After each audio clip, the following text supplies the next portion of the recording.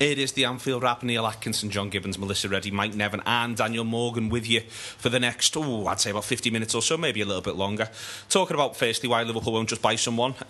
Also, the way in which things are shaping up. If anyone's expecting a surprise, I've got it all written down here. The outs and the fact that the pre-season appears to be, broadly speaking, settled. Mel might know more than me on that one. And these weird rule change discussions that are ongoing at the moment right the way across the football world. We're going to work through all of that with you for the next, let's say, 50 minutes or so, maybe a little bit longer. But we will start, Daniel Morgan, with why won't Liverpool just bloody well buy someone? I think, in my opinion, I think they've been a little bit unlucky with the top targets. I think they've maybe just come across, in the case of Van Dijk, Keita, Salah, three very stubborn clubs under different circumstances. And if you look at the lesser targets, if you like, the Sessegnons, there's reports that he wants to stay in London, for example. So I think that maybe they're just biding the time a little bit, especially in terms of someone like Van Dijk and just sitting tight and waiting to get those deals over the line and playing it a bit more patient. But there's the worry that's conflicting with what Klopp wants. He might want them in early, good to go pre-season. We know that he places a lot of emphasis on training and stuff. So I think we just need to see what happens over the next couple of weeks. Mel, we're going to come on and talk about the pre-season schedule in a minute. But before then, when we say we know Klopp wants them in, when is the first day of training back? What will be his target date in order to get at least 2 or 3 of his targets in? Yeah, usually it's the start of July, first week in July, which is optimum for those like the domestic friendlies to have players in, which is largely what happened last summer. Gini Wijnaldum linked up with the squad in America quite early, and he has said that is his preference. I think it's the preference for any manager who places a high emphasis on training and those kind of demands on his players that Klopp does do. He did, however, admit when he was speaking about transfers in that post-season friendly that this year it'll be different. It might be difficult to get them in early, and I think that's alluding to that point on the level, the calibre of players Liverpool are targeting this summer as higher quality, and also the clubs are more reluctant to let them go. We're also dealing with a situation where market value this summer is utterly ridiculous. Well, no one knows it yet. Yeah. It's everything's skyrocketing for practically any position. I think Salah is, on course to be completed quite soon, and in this sort of climate that we're talking about, the financial climate, to get him for a deal, £35 million plus add-ons is great value for a player is absolute fire, is going to elevate your attack, which is already good. I mean, that's what Liverpool were worried about. They wanted players who they knew would come in and be better or as good as the options they had, especially in attack, which is the strongest department. So yeah, I think once that's over the line, there should be movement everywhere else with all the other main positions. I did a rare thing yesterday, Mike. I tweeted about football, which is quite rare for me, certainly current climate, but I said that I basically still, broadly speaking, expected us to buy who we were mooted to buy at the start of the window. We might not get one of them, but I still expect us, broadly speaking, to end up with Van Dijk playing for Liverpool, Salah, Oxlade-Chamberlain, Keita, who seems a quiet and strange one, and some degree of a second choice left back. Are you expecting something similar still, or do you think that a couple of those have just become very, very implausible for Liverpool? No, I don't think any of them have become implausible. It's probably more embedded that those will be the targets, because there's not really any other names cropping up other than the tenuous link yesterday with Aubameyang. But the frustration just comes from the fact that there's a bit of business being done elsewhere. City have obviously got off to a relatively quick start with getting their men in early, and Everton are beginning to look at players and bring in players or link with players. So that, in terms of being closer to home, there's an obvious frustration there. But I think I don't know whether you were trying to sort of settle people down and No, I was a bit bored at home. Yeah, I mean it's to me, this is all framed around the Van Dijk saga, really, and the fact that Liverpool appear to have put upon themselves and enforced period of silence just while everything settles down over that particular deal. That's the one I think is the key, really. But that's not to say that the Salah deal doesn't get done. That's the one that sparks off the activity. And we might just get a splurge. You know, there might be 3 guys coming in a week. I think the slight worry for Klopp really is that he does like to get his players in early for the pre-season, and obviously for the pre-season games, they just become affiliated into the squad very quickly. But as Mel says, it's the quality of the additions. We were just chatting before about, you know, if these 3 or 4 or 5 targets come in, just creates loads of really interesting competition for places. And I think the names that we're talking about would all be expected. You'd describe them as first team options, and you know there's going to be some victims along the way, I think, in terms of commanding a first team place. There's, as Mike's sort of saying there, John, there's the scepticism post the Van Dijk incident is, you know, it's understandable that people are looking back that Liverpool have got a bit of a strange history. I think they got the players they wanted last summer, and it's worth probably stating that. But you know, Liverpool's quite a strange history at times in terms of not getting stuff done, and then the Van Dijk thing just does sort of stick out like a sore thumb. And so you can understand why people are sceptical. As I say, I just sort of think Liverpool are going to keep proceeding along those sort of lines for the foreseeable. Yeah, I mean, I think it is probably worth saying as well that we're all harder on the club that we support. You know, and that's been one of the interesting things about doing shows like the Coach Home and 50-50 football and things like that, is when you speak to other fans and they're having the same moans at you. You know, they all think they clap at corners. They all think that, you know, they're not getting deals over the line. You know, you speak to Rebecca Knight of Chelsea fan who won the league last season. She says that, you know, they haven't had a decent window in about 3 years. You know, in terms of the players they've actually got in, and she's very critical indeed of their outs. You know, and if they end up spending £100 million on Lukaku when he was their player and they never did a buyback clause and blah blah blah. And so, you know, I think it's just a general point that I think we are a bit harsh on ourselves. That said, you know, there have been a couple of quite notable gaffes that in terms of what we've done, and the Van Dijk is kind of one of them, really. I mean, you feel like saying, well, wait and see where we are at the end of the transfer window, but then, you know, you feel like it's a bit too late then to kind of complain, and so people are cautious, people are kind of a little bit worried about Liverpool, and just because it just feels like this is a summer where we really needed to kick on, and it was a good chance to kick on. And I think, you know, you mentioned last season, I think maybe people have got, you know, in the mind as well the Rodgers season where he comes second and the play. Yeah, very much so. I think people really have got that in mind. Yeah, you know, well, last time when we got in the Champions League, we didn't get the necessary players to kick on, and it all kind of, you know, went a bit west. And so I think that's people's concerns as much as anything. Gibbo, I've got to tell you this. I had a dream about you, and I don't know if this illustrates how sad my life is, that I dream about football, or I hope Liverpool didn't sign me. No, or how obsessed I am in work. But I dreamt that you were out in town, you were on a table. It might have been motor. I can't be 100% sure. Yeah, well, this has happened so regularly. Yeah. No, your shirt was off, and you were you might have been swinging it in the air, but you were definitely stood on a table, and you were chanting, "Shimmy, shimmy, yay, shimmy, yay, shimmy, ya. Mo Salah, la la, Mo Salah, la la." And it's probably because I had him on the brain, because we know things are moving this week. But yeah, I wanted to share that. I could see my hips going to that one. I can imagine it. It's got a bit of everything. Something for the dads on top of everything else. I think that is it's worth, you know, the strange thing about that 14-15 window, Mike, that John references is actually, well, Lovren's playing for us now. Started last season in a side that gets 76 points. Lallana's become a key addition. Chan's become a key addition within all of that, and you think he's going to get his new deal. So it's a strange window to criticise, in the sense that now you can see the fruit of that. But I think that's the issue. It is, going back to the timings of things as well, looking at the way the rest of the top six, the number of points everyone got last season, everyone's strengthening, you just know we've got to hit the ground running. I mean, I'm already looking at Palace at home going massive game. That's a massive game, and that's the second game of the season. That's just the pressure that any, you know, sort of upcoming season brings. And it is interesting looking back on 2014, although I think each of the 3 players that you mentioned there took a year really to sort of find themselves as Liverpool players, find themselves under a different manager than the one that you know, effectively signed them. So that's interesting in a sense. But I think that the difference really between the targets that were after this year and that group of players who were brought in en masse, and there were 6 or 7 weren't the additions in 2014. It's the respective quality of them, and I think they're all sort of expected to be those first team players.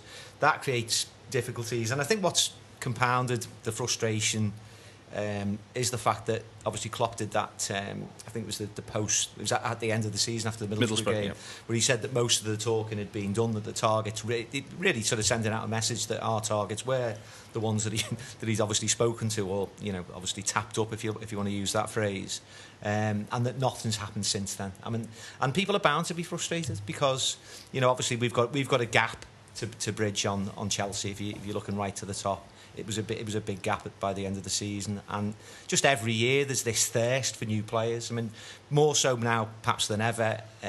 People are aware of the fact that we've had a negative spend over 3 consecutive windows. There's more TV money. There's just an expectation out there that Liverpool go out and spend the money, and obviously that was also leaked to the press prior to the end of the season, that, you know, they'd have an unprecedented amount of money to spend this summer.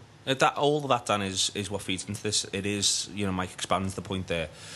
There was that feeling of look at us go now, and we haven't gone yet, and that, I think, is, you know, and it is worth pointing out that we're on the verge of it being a month now. It's the 19th today. The last game of the season was the 21st of May. So, you know, it is that moment now of, well, if all the talk is going to be watch Liverpool go this summer, it's going to be something a bit different to what you've seen before, and then it isn't, then people are understandably going to grow frustrated as it wears on. Maybe they'll be proven incorrect, but they are going to be frustrated. Yeah, definitely, and I think it feeds into a wider issue as well of the feeling that people sometimes feel that they don't have enough feedback from the club, or enough of just a general voice at the club, in line with some of the concerns around the owners and FSG and how they conduct the business, and maybe that is feeding into the anxieties as well. But I think if you just go back to 2014, that transfer window, I think that will always be pigeonholed into Suarez leaving and Lambert, Balotelli coming in, and I think that is where people's worries come from, in that they don't look at those players who are filling the squad and are brought in to do specific jobs. They're worried about the key issues. So if we're looking at this season just gone, we're all worried that, like John says before, we can't defend the corner, so we must sign Virgil van Dijk. Or, you know, some people think that we look a bit light of a proven target man up front, so therefore we must go out and sign one of them, whoever that is. So I think that fed in with the fact that nothing is happening, is maybe what's like I say, is worrying people. But I think if you look league-wide, I mean, there's bits of people doing bits of business, but I think there'll just be a surge over the next few weeks. I think maybe you might just see it at the turn of the month. I think there might just be a surge suddenly where all kinds of things start happening, lots of movement, and we'll be involved in that. Mel, the thing we had a little chat about going right the way back to straight after the season finished. The other thing that struck me doing the gutter shows with Robin, I've done more of them this year, and all of this sort of stuff is, you know, I mentioned those names at the start, that those names have sort of remained one way or another relatively solid. You and I both had a little fancy there might be a surprise somewhere. Do you still think that a surprise might be possible, or do you think, looking at it now, the way in which the market's exploded, that for Liverpool to get the planned players that we discussed is going to remain the overall aim, that a surprise? It's difficult to see now with the way in which the whole summer, where I just want to explain this a bit further really, where I've got this thing where basically everyone who's been strongly linked to someone, broadly speaking, looks like they're just going to go on and get that player. It doesn't seem like a summer where there's a million different things going to happen. Yeah, it's probably more unlikely now that there will be a surprise. I think the main targets are pretty much established. Like Klopp said, work's already been done on them. And also, I think they've got very, very lofty ambitions in every position, and it would be a surprise if they would have pulled one of that off. When we were speaking, that was prior to the Van Dijk stuff, for example. Yep. Liverpool putting themselves ahead of Chelsea and City to get Van Dijk wanting to come to Liverpool, that would have been a surprise to all of us, because that's something at the start, or when he's mentioned as a target, you don't think is possible. But I think as it wears on, everything sort of, the patterns and stuff become more clearer. But not just for us, for all clubs. So, for instance, this Aubameyang thing today, you just think, well, Paris Saint-Germain have been after you for months, mate. Yeah. That's almost certainly just going to happen. It's not going to happen the way in which we might want. They've been doing all the work on the transfer. Yeah, absolutely. And even the fact that, you know, the first report linking him to Liverpool comes from a French publication just says that that's another, it's a way to put pressure on PSG to get that deal over the line. And I think the other thing we tend to forget when we're analysing transfers is so we've spoken that Liverpool are targeting a higher quality of player. I mean, Mo Salah is one of Roma's premier performers, one of their key assets. They'll need to replace him. And that's another part of the deal. The club's trying to find who they can get to, fill the boots of somebody who's really, really a good player. They also have to think, in terms of their budget, what's available, who they need to go and negotiate with. So there's all these knock-on effects. I do think, though, that once Liverpool get into their stride, we will see, quite a bit of... Danny Morgan's avalanche, is that what you're saying? Yeah, well, because Liverpool are not in for... We know that they're targeting pedigreed players who 100% are going to enhance the squad and enhance the first 11 primarily. So it's not going to be like... But I think they will make progress with all the main ones that they're after. You expecting a surprise, John? Or do you think we're now pretty much set into the pattern where we are? I wouldn't be surprised if there was a surprise. I'm not saying... I mean, can you expect a surprise? And then it's not a surprise, is it? Exactly, yeah. I'm thinking back to last summer, and Wijnaldum came a little bit out of nowhere, although... I mean, Josh Sexton, who works with us, is writing something on the site, I think, as we speak, about detailing when the deals were done in the last few windows, really. And I think it's along the point that you were trying to make, is that, where we wanted to expect so much so quickly, is that how it's actually gone for us, even when we've done well in the last few years. And so I'm not sure exactly when Wijnaldum was, but it felt like it did sort of come out of nowhere a little bit. I think...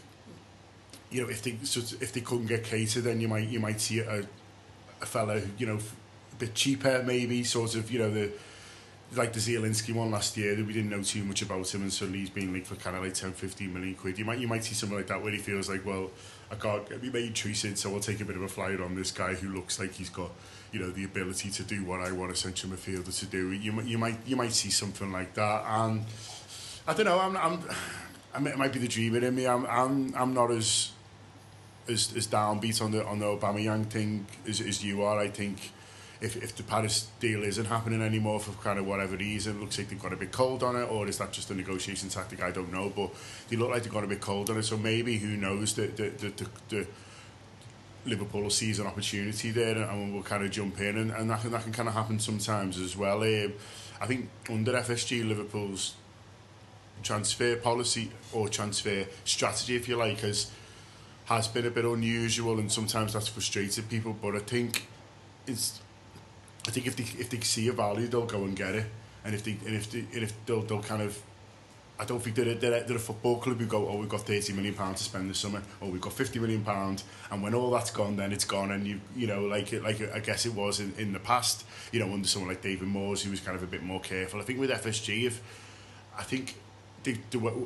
the reason they've frustrated us as much as kind of they've been a positive is that I think if they see a player and he's 50 million quid but they think he'd be really good asset for the club, and they think he's got good potential resale value if it doesn't go right and things like that, I think they will actually throw the money in. So it's kind of a positive and a negative with them, really, because you get a situation last summer where we think they're about broke even. Some people say we made money or whatever, but they get into that situation, and I think they're quite relaxed about that. But I think they're also, fairly relaxed about saying, yeah, all right, yeah, let's go and try and get him. And so that could throw up a bit of surprise, that kind of attitude that they have that isn't, we want to be 30 million net this summer.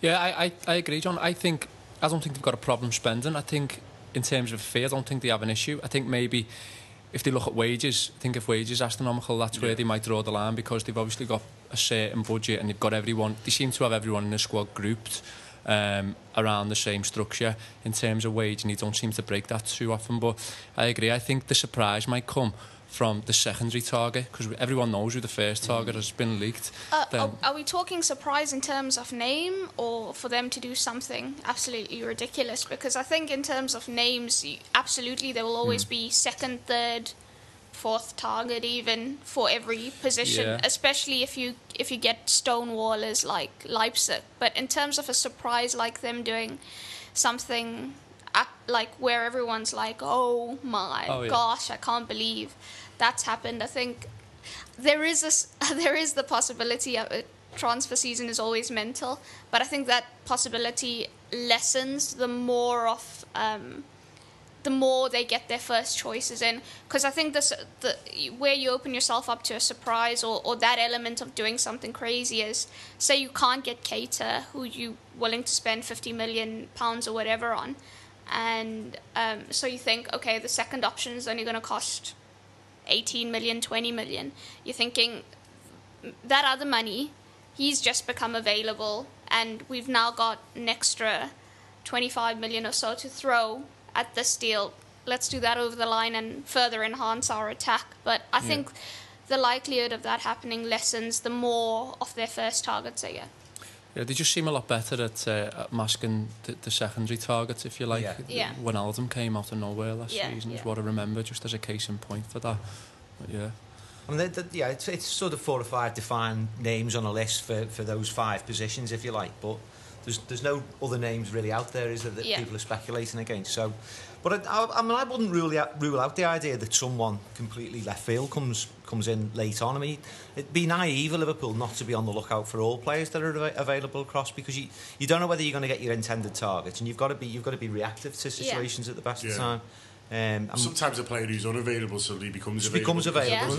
And everything changes as well. And I wouldn't say that Klopp's prone to flights of fancy, but he's just like any other manager. If a player becomes available, he thinks he can definitely improve my first 11, then Liverpool's stance may change later on. I mean, what we haven't done consistently over previous windows is go in late, and sort of deadline day has become something that's complete anathema to Liverpool. I wouldn't rule out that maybe just once this year that might be slightly different for Liverpool. It's important, Mike, just to pull it back around to the off the back of last season, off the back of the general sort of feeling of optimism. I think it's important for everyone that Liverpool start the season, or at least start that weird second start of the season on September the 9th against Manchester City. That game might get moved, but start that part of the season feeling as though the club's done everything it could and it's genuinely improved. I think that's important across the board, really. I think it'll probably be also important internally. We're talking here about employees as well, who would like to have footballers themselves aren't stupid, coaching staff aren't stupid, scouting staff aren't stupid. Everyone, I think, internally there for morale want to feel as though we're ready to we've at least given ourselves the best chance of making a leap forward. Well, definitely. I mean, the particular memory that we have is that summer, I think 2013, when there was the Dempsey thing, and that was right at the end, and that created a real sort of negative mood around the club. And the other sort of key difference this year as well is we're not really losing, or it's certainly on the face of it, we're not losing a key player. Yeah. So we are building from a position of strength. We're back in the Champions League. Don't want to repeat the mistakes of 2014, and at other times as well when Liverpool as a club could have pushed on. If you want to go back to 2002, it was about ultimately brought in the wrong players when we looked in a position of strength. But I think supporters' mindset's absolutely key in all of this. And if Liverpool are able to secure the targets that we're talking about, they've every right to feel a bit hard done by and a little bit flat going into the season. So it's absolutely imperative that the deals that we're talking about, that at least 3 of them get over the line. Moving it forward, then the other thing is the outs. We presume, Mel, that we act as though all these. We very much want Liverpool to drive a hard bargain on the one hand, and then we get annoyed when we're trying to buy people and they're trying to drive a hard bargain back at us. But again, what's difficult, I think, for every club, and I think it's going to be harder actually for the bigger clubs who are doing the off-cuts this summer, is sort of working out where you price them. I was stunned to see Markovic linked to Watford for £20 million. Absolutely stunned. But then sort of, well, why not? If you know what I mean, that becomes part of your thinking on this. Can become, well, hang on, if we're looking at, if player X is now a £50 million player, then why isn't Markovic, who was a young, exciting talent, remain sort of a £20 million player? He did reasonably well at Hull. That's the big one that's been linked at the moment. But, the Liverpool have got that list of saleable assets still sitting there.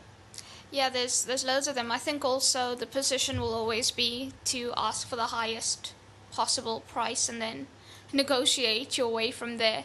They did that well last summer, and they've been very, very good actually in terms of either recouping their fee or making a profit on fringe players or players who have absolutely no place. I can't wait to see what we were into Bournemouth for this year. Yeah, absolutely amazing. And I think that trend will continue as well, because the clubs lower down also have money and they're desperate to invest, and that factor of Premier League proven is of a higher concern for them, because they can take less risks than the bigger clubs, and have less of an overall attractiveness pool for those kind of players from abroad, whereas players here know them. So I think they're willing to pay that extra to get a deal over the line for somebody they pretty much know what they're getting or what they're in for. There's a few still, I think, that haven't probably attracted the interest that they should be. Alberto Moreno, AC Milan and Inter Milan both made loose inquiries earlier on. He wants to go to Spain, but there hasn't been an offer forthcoming for him yet. Mamadou Sakho, given the interest in centre-backs with all top clubs and the secondary clubs needing a centre-back, you'd feel that they would get a really good price for him. There, a few of the kids are likely to leave as well, because I think it's pretty certain which youngsters are going to kick on, not just from the ones who did it this season, but you already know the succession with Brewster, and it's pretty, I think, clear in that regard. So I don't think there'll be massive outs that affect Liverpool or the first team shake-up much. It will be all those who are on the fringe, who are out on loan, that go. The other two being Lucas and Daniel Sturridge, both depending on what offers come in. It's a lot of this stuff. It looks to me, John, as though this could all actually go really late for Liverpool. That when we are talking about what Liverpool are or aren't doing on the 31st of August, it might actually be in terms of players leaving the club. And there is that strange, and I feel a bit sorry for. There's always, I think, when there's been a change of manager or a change of setup at the club, there's always a mini generation of young players who one or two just seem to miss the boat at the time, and seems like it's all wrong one way or the other. I think Ryan Kent could well be an example of that, where he looks like he's got tons and tons and tons of talent, but for some reason it's not. You just can't quite see how he progresses into sort of challenging for a first team place at the club. Yeah, it's about getting your debut at the right time, isn't it? And the games falling at the right kind of time for you as well. Sometimes I think for some of the outs as well, it might just depend on kind of who we get in and how many. And I think we assume sometimes that the club's dead set on everyone who's leaving, but I think sometimes it can get, if everything goes great and we get everyone who we want, you might just start having a look around and start thinking, well, I've got to be honest with that lad, I don't know where he's going to get his game. And you're looking at kind of League Cup sides and things like that, and suddenly there's players who are decent international players who you needed to play in those. And to use Ryan Kent then as an example, he might be one that you look at and think, well, is there any point sending him out on loan again? You can play under 23s. I gather the club wants to have a look at him more closely, and he's going to play under 23 games. But is that something that he's keen on? So I think for a few of them it might be a case of we're seeing how many we get in. He'll have a look at them in pre-season as well, and I think pre-season's obviously big for this manager in lots of ways. It's when he likes to drill them, and Mel got to watch that first hand last summer, and how he likes to drill them. But also it's a time when you can get his attention, and that's what happened with Ovie Ejaria last summer in particular.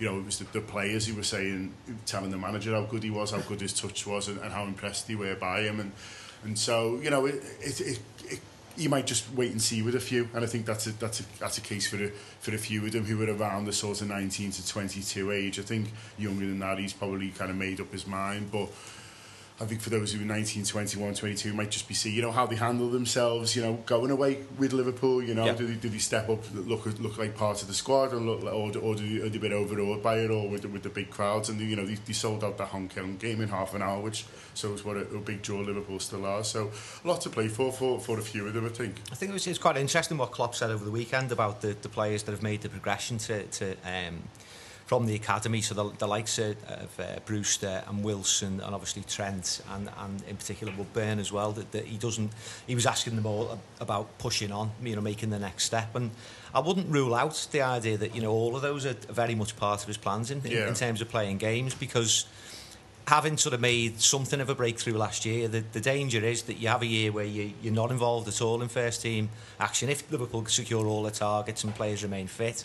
and they're completely back on the outside. I don't think I think he's got more ambition to keep them involved and keep them playing games. And possibly with Shea Ojo as well. Happy birthday to Shea. 20 today, he's still only 20, and he was so excited. I mean, lots of people of us watched that England under 20s run, and he was an impact sub, and what an impact sub he was. And I'm sure Jürgen was watching that thinking, well, if he can do something similar for us this season, then he's a great option at the bench. He sort of lost the year last year, didn't he? Which is a shame, because he'd look good in pre-season. I think that is a danger with younger players, and you often get it as well in pre-season, when before players come back from international tournaments and younger players get the chance playing in the first team setup, albeit in friendlies, and they look really, really promising, and then you don't see them really feature throughout the season. Now, it was good last year that we got the chance to see Woodburn progress, certainly Alexander-Arnold make progress, and then introduce those other younger players as well. But it is important that they're still around the first team picture, and that they are getting games to just fill their progression as well, rather than making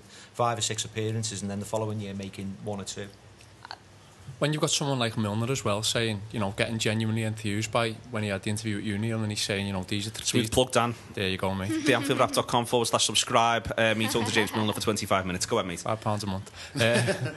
But yeah, no, he genuinely, you can see the look on his face, he's genuinely enthused, and someone with his experience saying, these 3 young lads, basically saying they're as good as he's seen as coming through any club at any one time. So I think that when we look at transfers and stuff, we can maybe lose sight of how much these lads are developing under our noses. Yeah, beyond the ones that, like we mentioned, the pool that are who've made it or bridged the gap last season, and who potentially could bridge the gap this season. I think a lot of the ones that have gone out on loan and stuff, while there would be the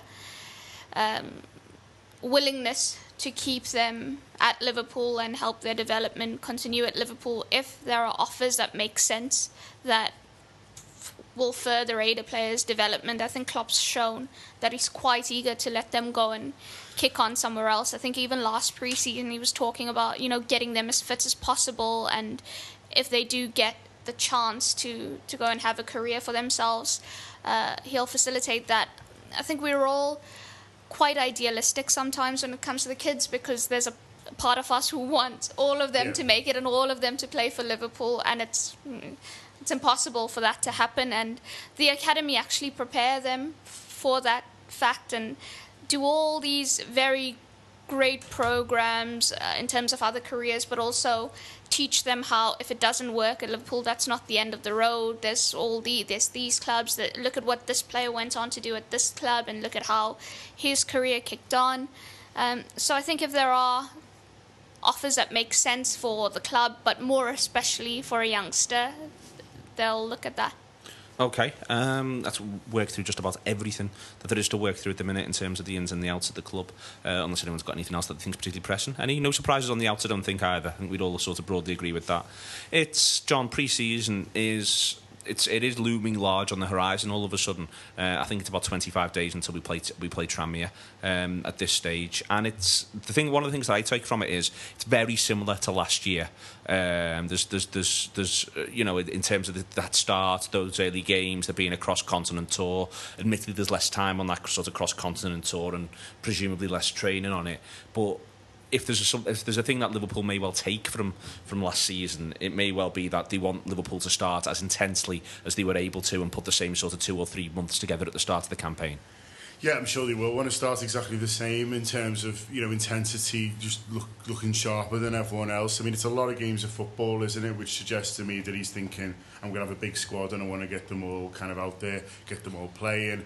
They've got the Hong Kong trip, and it's going to be a short one from what I gather. I think they're going to be there, they're if 6 days max, and that's two games, and then there's obviously the trip to Germany, which is a lot more about conditioning. So I think Klopp is pragmatic. He knows that Liverpool's a massive club, and he knows the tours are important from a commercial point of view, and from a point of view as in, well, you need to get out there and see these fans if we want them to buy into the concept of Liverpool Football Club. And I think he's fine with that, but I think he's generally of the opinion of, well, these kind of long trips and thing of the past, really. I think they're down to 5 or 6 nights at most, considering they're doing 2 games. But then he's got this one in Germany, which I think is going to be more of a slog. It's going to be more of a lockdown. I think it's going to be one where, you know, James Pearce taking pictures over the top of the over the top of the wall and stuff like that. Unfortunately for James, standing on a bin. Sorry? Standing on a bin. Yeah. I'll put you on my shoulders, mate. I'll go over. We'll take it in turns. So I think it's going to be that by the sounds of it, more of them. But yeah, just kind of lots of game of football and lots of opportunities to go and see the Reds for people, you know, if they're out and about as well. It's a big square to circle, Mike. You know, we talk a lot about it. It's fair to say that, you know, I think that everyone in the room, but that you and I, you know, we've talked in the past about being really quite proud Liverpoolians, the idea that you want the club and the city to be linked, and part of that is that the club, therefore, you want it to showcase itself around the world, and therefore by effect showcase the city around the world, you know, but simultaneously you want them to win. So, you know, we don't want them just going on tour endlessly from the 1st of July until the 11th of August and coming back and going, oh no, what do we do now? It does seem like, you know, it's one of those areas where you suspect there's always going to be tension within the club as to how best to do this. There's not going to be one right answer, because there's actually lots of different areas the club, culturally, psychologically, physically, they need different outcomes. Well, I mean, it's just an essential part of the modern game with clubs like Liverpool that have got a global fan base. You've got to get out there and connect with those people. The football side of it, I mean, I'm sure Klopp would absolutely love not to be going on that trip, albeit... Camp in Scotland, that's what he wants. Albeit that it's a much shorter one this year. It is disruption. It's not ideal. You know, there's the travelling, there's the climate, all those things, which will just eat into a little bit of the preparation. But as Gibbo says there, the Germany trip just looks like you're absolutely, you know, sort of right up his street in terms of getting the players as fit as he can in a relatively short space of time. The interesting thing, really, I suppose, around the pre-season fixtures is just how much intensity they put into them, because obviously the season starts a little bit earlier this year. I think it's a week earlier than it was last year. And Liverpool are very, very quickly into those Champions League qualifiers once the first league game's out of the way. So the team does have to be absolutely primed very, very early. And as I say, that will have an impact not just on the way that they train, but the way that they approach the friendlies as well. I think it's important to remember that it's his first full pre-season without a major tournament. I mean, he had one last season where players were coming back staggered and at different times, and that maybe fed into the preparation and how he better players in. So it'll be interesting to see how he goes at it in terms of the friendlies, whether you might see a few more of the big hitter players, you like see Wigan and Tranmere, whereas you didn't last season. Obviously, it was a look at the younger lads while the others were still away, and you see how he beds them in and he gets his team ready. I read something that was a quote from him when he was talking about the Audi Cup and playing Bayern Munich, and he alluded to taking a stronger side as possible there and putting a stronger side as possible out. But I think it's really interesting as well that we're participating in the Premier League trophy with Leicester, West Brom and Palace. Yeah, and I don't know whether that's by design or choice. I would imagine he'd rather not be playing them. Yeah, I just wondered whether there was something in that in terms of, you know, we had the old perception of Liverpool struggling against that breed of team last season, and whether he's angled to get Liverpool in that to just get them some more experience against those sides and maybe pit himself against those sides with his players. I don't know, but a lot of it will feed into the conditioning of players and in the run up to the start of the season, so we're good to go. I think you still will get an element of a staggered return, though, because you've got to remember that Lallana was still on England duty up until about 10 days ago. Coutinho's been away as well, so there will be one or two. I think will be on a slightly different schedule. I mean, what you're saying about the opposition there, I mean, traditionally Liverpool have always had what you'd call prestige friendlies, and it's been the likes of AC Milan and Bayern Munich, always big names, Barcelona last year. We haven't really got that this year, and that is a key difference, really, I think. There's the other key difference, as Mel, you mentioned there, that the time frames of everyone sort of mentioned the time frames. There is going to be, you know, you saw them last season, there is going to be a real focus in terms of wanting to get them back from Hong Kong. I think it's fair to say, get them there with the minimum of fuss, get them back with the minimum of fuss, and get them working. And I think that's what that's, you know, I wonder, and I suspect you'll know more than I do, if very much the Hong Kong thing is almost seen as almost like a mini break in between two really quite intense periods of conditioning. And, you know, the other thing to point out as well is there was the training video of Henderson that came out during the week. I sat opposite James Milner. These are very fit lads. These are very, very fit lads who are not becoming less fit anytime soon. If anything, a number of them will actually be taking the summer to actually get themselves into the best possible condition for the start of pre-season training. Yeah, they've all already got individual programs that they get given to work on while they're on holiday, so have as much fun as you want, lads, but this is also part of your commitment to ensure that when you come back, you're coming back in a shape that we require you to, because the demands are going to be absolutely, probably more intense than they were last season, I can imagine. Will they see, just out of interest on that, will they see last season's fitness and the intensity of last season? I was thinking about this the other day, not as that's the aim, that's the pinnacle, but instead of something to build on. Yeah. So the idea isn't just that you'll get back to being as fit as you were last season, but we'll actually see that as a jumping off point to go up another level this summer. Yeah, absolutely. That is the plan. Exactly that. I think they've come to a balance, because like you say, there's so many departments to appease. You obviously have to, you're an international club, a globally recognised club, so yeah, there is the fans element, the fact that you've got to go and market yourself there, commercial partnerships, there's all those things play into it that as club you have to oblige to. So I think the Hong Kong element of it is obviously that, but they've struck a healthy balance, because he's got this Germany camp where it will only be business on that training pitch. And I think it was sort of what we saw at Palo Alto, with that being their base, and that was, you know, where all the shape work was done, with the game sort of, you know, just a filler for, or an extension of their training sessions. I think we'll see more or less of the same, that all their main work will be done in Germany post that Hong Kong trip.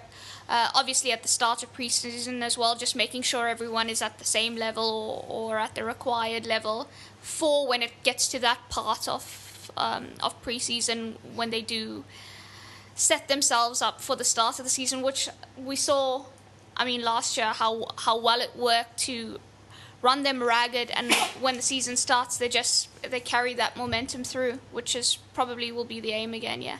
All right then. We're looking to go to Dublin, just to let you know, if you're listening. We're not 100% yet, we're looking to go to Dublin. And there'll be news on other things as and when they come. John, is that fair? Yeah, I'd say we're 96% of the way to confirming our Dublin. It'll be the night before the game, and we'll be doing something on the day of the game as well with friends over there. Indeed, we will be doing that with some people. So we'll have more information on that one. But once we pulled it all together, we're getting there. I just want to do one more little thing, because it strikes me something we were actually talking about during last season. I'll go to you first, John, actually, on this, because me and you were talking about it a lot. There's this sort of strange FIFA panel at the minute which discusses rule changes, and the way in which they're all stated, it just seems absolutely ridiculously extreme. But the one that stuck out for me was this idea of that they wanted to address the idea of turning halves into 30 minutes, but with the clock aggressively stopping and starting. Because to me, I mean, it's interesting because it's actually a solution to a problem that I think is a genuine problem. I think we saw it last season a lot. Liverpool saw it a lot last season. That there's a real that sides looking to take time out of the game, etc., etc. It feels like a too radical solution when the laws of the game already exist to do something about this. But it's interesting that it's at least ended up on someone's list or someone's agenda. Yeah, I mean, this seems to happen every year, and it seems to be, I don't know, we've all worked in companies where people go, oh, let's have ideas, and people just say stuff because they've sort of got to. Still working them on, John. No, we've got too many ideas. We just need more hours in the day. But I think they kind of do exist sometimes. You wonder whether this is, okay, we'll bring us something, and they know that they're going to get 10 of them, and 8 of them are going to be mad. Yeah. And one of them, there'll be something in it, although it's presented a bit mad, but one of them might be something that they can use. And we've kind of had this before, really, and not necessarily this one, but I tried to have a look when I saw this, whether it was documented, because they've said that the ball is roughly in play for an hour, but I tried to have a look to see if there was any way you could see where... It's about 65, I think. Yeah, where you could see the differences, though, I was interested in. Yeah. So if there's a team, if you're playing, Stoke. Yeah, versus go to Arsenal last season, first game of the season, both teams want to win it, both teams going for it and sort of stuff. What is the variance? If someone can point me in a direction of someone who's studied this, basically what I'm saying is it a bigger problem than we think it is? I'd say that it's probably minimal. I would. And it would be interesting to get the exact stats, but I don't think in any way you get in a game where the ball's been in play 70 minutes versus say 55 in another. I just don't think that happens.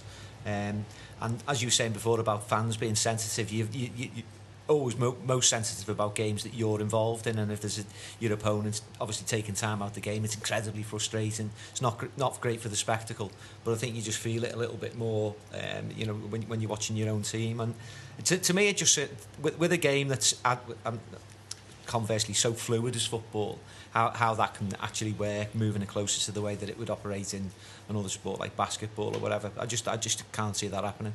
I think basically what you've got to do, or what would be more likely, is if they are looking at it as a serious proposition, is that you get a much stronger directive as far as the referees are concerned, and that obviously they've got scope to penalise it now, but they're actually going to be monitored much more closely to make sure that they are. Yeah, and maybe a proper arbiter of added time who was doing it based on stats, because at the moment... That'd be a massive improvement, wouldn't it? Yeah, because at the moment the fourth official puts it up, but from what I gather, it's the ref who sort of indicates. And again, with that, regardless of what game you've watched, unless there's been a long injury stoppage, it's almost like just a given that it's going to be 3 or 4 minutes. 1 or 2 in the first half and 3 or 4 in the second, yeah. So, I mean, that's the fact that isn't policed and monitored more rigorously, I think, is actually more of a question.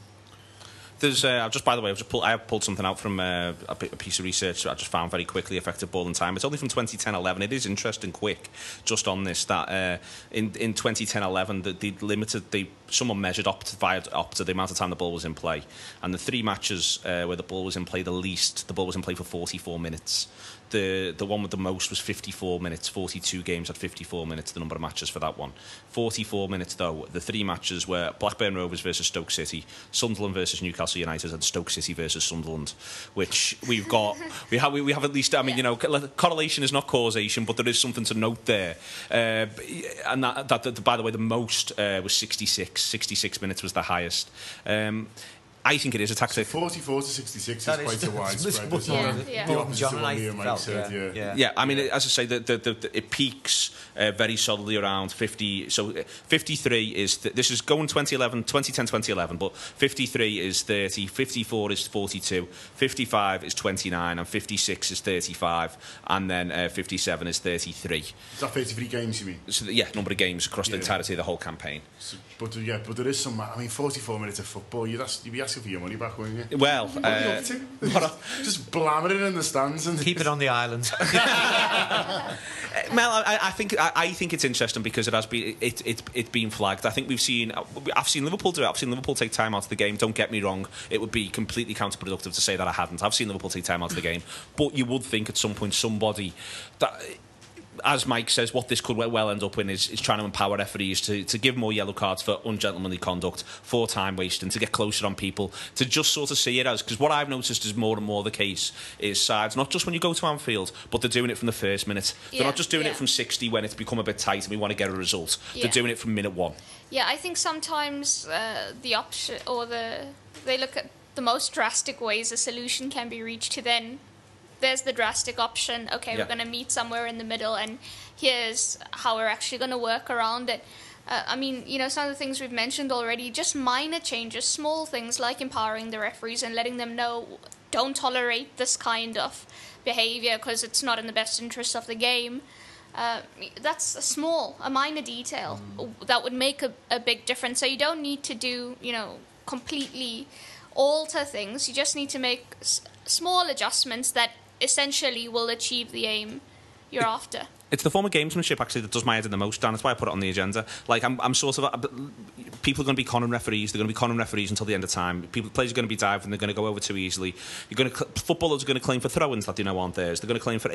This is literally what happens with football. For me, one of my things is how much time the game actually takes, and the fact that time wasted now starts so early. I just think, well... And it goes back to what John says before. There is a point where I'm going, well, hang on, we're paying for this. I'd like to see a game of football take place within a decent time frame. Yeah, and that's all relative to how much importance is placed on each individual game and each individual moment in a game, and everything's scrutinised and analysed. So obviously it's a massive and obvious tactic that people use, but I think some of them, I've had a look at them today, I think some of them really do make sense. Like the player leaving the touchline when he gets subbed nearest to him, you know, stops Ashley Young going to the Annie Rowe corner flag when Mourinho's trying to bring him off, you know, under instruction, things like that really do make sense. But loads of lads standing on the centre circle about to get subbed. Well, it was. You literally seen it last season when he subbed Ashley. No, I remember. Sent him to the other end of the centenary. So things like that can can take away that deliberate element. I think they just need, whatever they implement, needs to be a strong level of consistency, because I think we're struggling on consistency, full stop. We're a broad range of refereeing, we're struggling on consistency. So, you know, I think whatever it comes in, it needs to be consistent across the board, and all authoritative figures need to adhere to it to get the message home. Okay, I completely agree with that, and also no bald referees. Thank you very much to John Gibbons, Melissa Reddy, Mike Nevin and Dan Morgan for coming with us today on this very hot Monday afternoon in Liverpool. I hope wherever you are, you're going to have a fantastic week.